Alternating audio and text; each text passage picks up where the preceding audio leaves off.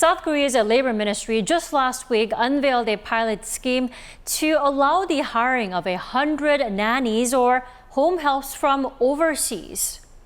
To delve deeper into this issue, we are joined by our Lee Shi-hoo here in the studio. Welcome back, Shi-hoo. Hi, Dami.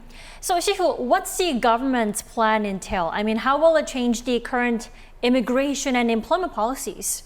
So the plan is to issue non-professional employment visas to workers from overseas. Currently, the only non-Koreans who can legally work in this field are those who already possess long-term visas. That includes those who are on long-term visas through marriage to a Korean national or non-Korean nationals who are ethnically Korean and have an overseas Korean's visa. Now, the work visas to be given to foreign workers would restrict them from switching fields of employment. So this whole plan is to help the country's low birth rate, right? How will it actually work then? Well, South Korea's total fertility rate last year was at a record low of 0.78. That's the lowest in the world. As for the capital Seoul, the rate was even lower at 0.59, which is not even half of the OECD average. This is why Seoul City is especially keen on this issue and also why the pilot project will begin in Seoul. Now, the cost is also another motivating factor. Currently, Korean workers in the field are usually paid around 15,000 Korean won per hour or around $11 if they commute and around 3.5 to 4.5 million won a month if they live with the family. But according to the government's plan, foreign workers will be paid much less, around the minimum wage, and will have to commute. The government is hoping that this would help parents with childcare and encourage them to have more children, especially when many mothers also have day jobs. But Shi-hoo, perhaps what's most important is that how people are actually perceiving the change, especially moms and dads, right, who actually have children. How are they reacting to this plan? Well, I got a chance to speak with some parents and also some couples. They mostly welcomed the cost aspect, but there were some notable concerns. Let's take a listen. I think with the not so good economic situation that we're facing, I think it would help if the cost side of things works out well. I think more than that, policies that allow parents to look after their children themselves need to be implemented soon. Rather than employing foreign nannies, there could be policies allowing parents to leave work an hour earlier.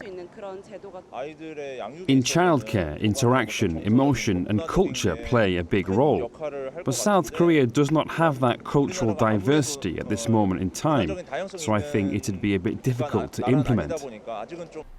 A working father and also a mentor for the labor ministry who provides real-life advice and feedback on the ministry's policy-making process echoes these concerns.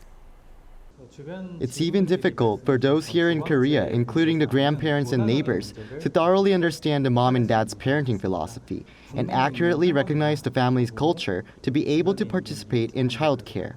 The parents around me say they're worried whether the foreign workers will be able to join and participate in their family properly in what will be a unique environment. To alleviate these concerns, the government says there will be strict hiring requirements, including sufficient experience and knowledge in the field, age, linguistic capabilities, and clean criminal records. Now, so there are requirements to help minimize cultural misunderstandings. And now there has also been talks, what is the appropriate cost of hiring these domestic workers? Now, some say we should apply the minimum wage, and some insist we shouldn't. Right, well, parents say that when it comes to childcare, the cost isn't their number one concern. Listen in. The parents aren't just looking at the numbers. What's important is whether we can fully trust the quality of care.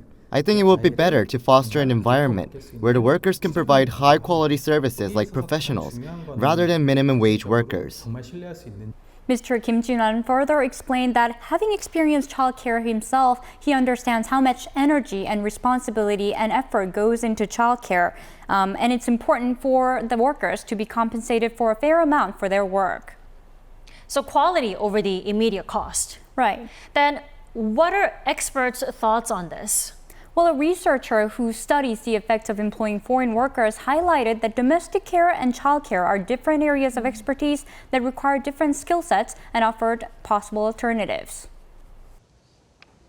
We could consider implementing a training system for those who have already spent a long time in South Korea, such as international students or foreign workers who are familiar with Korean culture and ways of life to work in these fields to help with any cultural clashes.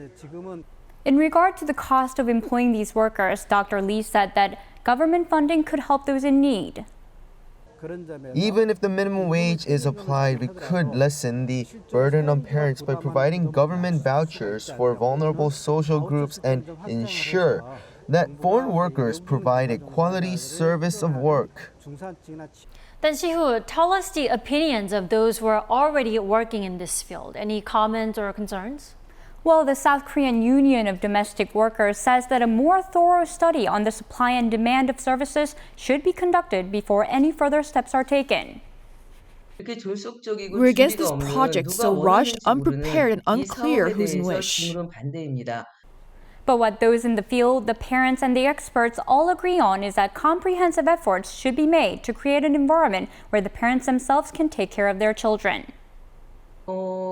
The priority should be fostering company and family culture that allows parents to take care of children through lessened work hours, parental leave, and without gender discrimination. So it's important that we consider all these factors, including the family culture, into consideration when piloting these programs. Right, and there'll be a trial period in the latter half of the year in the coming months, and let's see how this unfolds for both moms and dads and also those who get hired. Right. All right, Shi-hoo, thank you for the report today. We appreciate it. Thank you.